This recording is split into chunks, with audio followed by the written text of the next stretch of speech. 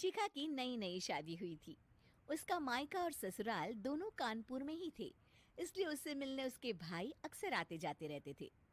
ये बात शिखा की सास मीना को बिल्कुल पसंद नहीं थी। मम्मी जी, आज राहुल भैया आ रहे हैं। कौन? तेरे चाचा का लड़का? जी मम्मी जी। अरे पर वो तो दिल्ली में रहता है ना। हाँ मम्मी जी, उन्हें कल सुबह दिल्ली के लिए निकलना है, तो वो आज मुझसे मिलते हुए कल सुबह यहीं से निकल जाएंगे। हमने तो धर्मशाला खोल रखी है ना।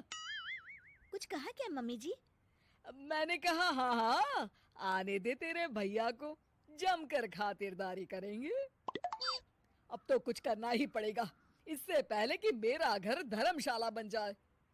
ये कैसी बातें कर रही हो मीना? सच ही तो कह रही हूँ। अभी इसकी शादी को साल भर भी नहीं हुआ और आए दिन इसके घर वाले आ धमकते हैं। अरे तो क्या हुआ, वो इसी शहर में रहते हैं तो हाल चाल लेने आ जाते हैं। इस बार मैं उनका हाल और चाल दोनों ही बिगाड़ दूंगी। अब बहुत हो गया जी। अरे ये कैसी बातें कर रही हो, हे भगवान, बस आप तो देखते जाइए। शाम को राहुल आता है। नमस्ते आंटी, कैसे हैं आप लोग? हम लोग तो ठीक है, तुम कैसे हो बेटा? मैं भी अच्छा ही हूँ आंटी। बस आज रात के बाद नहीं रहोगे। चलिए भैया, मैं आपको हमारा घर दिखाती हूँ। रात में खाने के टेबल पर शिखा, रोहित कहीं दिखाई नहीं दे रहा।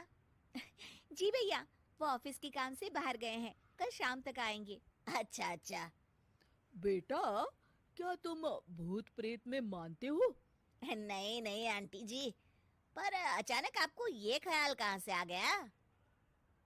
पता नहीं क्यों, कभी कभी मुझे लगता है जैसे रात के समय बैठक में कोई घूमता रहता है। ये आप क्या कह रही हैं मम्मी जी? हाँ, तुम लोग घबरा ना जाओ, इसलिए मैंने आज तक इस बारे में कुछ नहीं कहा। ये आपका वहम होगा आंटी जी, ऐसा कुछ नहीं होता। हो सकता है। चलो अब मेरा सोने का टाइम हो गया है तो चलती हूँ मैं। शिखा बेटा, राहुल के सोने की व्यवस्था वहीं दीवान पर कर देना। जी पापा जी। अब चलिए भी।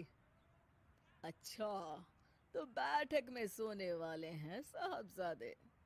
क्या बड़बड़ा रही हो? कुछ नहीं, आप सो जाइए। मीना और महेश के सोने के बाद शिखा और राहुल आपस में बात कर रहे होते हैं, तभी डोरबेल बजती है। अरे आप! सरप्राइज! काम जल्दी खत्म हो गया तो मैं आज ही चला आया। ये तो बहुत अच्छा किया। देखिए राहुल भैया भी आए हुए हैं, आप दोनों का मिलना भी हो जाएगा। कैसे हो रोहित? मैं तो ठीक हूँ भैया।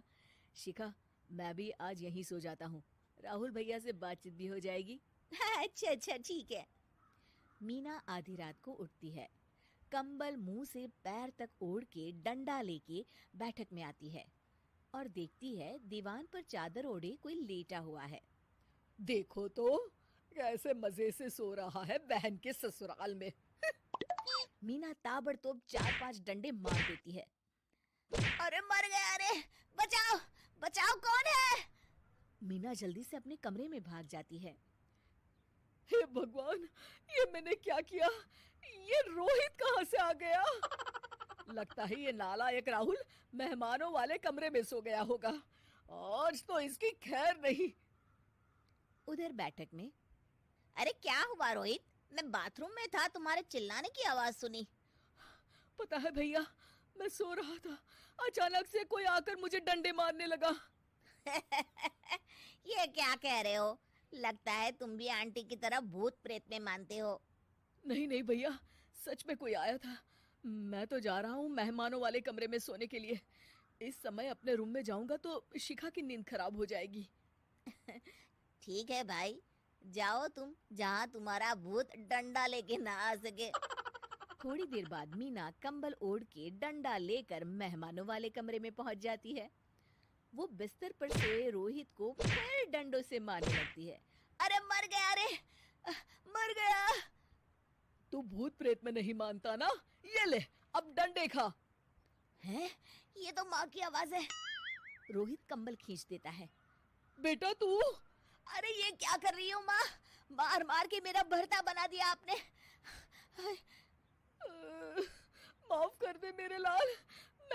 मुझे ही मार मार कर लाल कर दिया। मैं तो उस राहुल के बच्चे को सबक सिखाना चाहती थी। राहुल भैया को? हाँ बेटा, मुझे लगा अगर उसे डंडे मारूंगी तो शिखा के मायके वाले यहाँ आना छोड़ देंगे। हे भगवान, माँ, ये घर शिखा का भी है। उसके घर वाले जब चाहे आ सकते हैं। हाँ बेटा, आज मुझे भगवान का इशारा समझ में आ गया। मैं कितना गलत करने चली थी और अपने ही बेटे को चोट पहुंचा दी। अब चुपचाप जाके सो जाओ माँ, और किसी को कुछ बताने की जरूरत भी नहीं है। शिक्षा दूसरों का बुरा चाहने वालों के साथ भी बुरा ही होता है।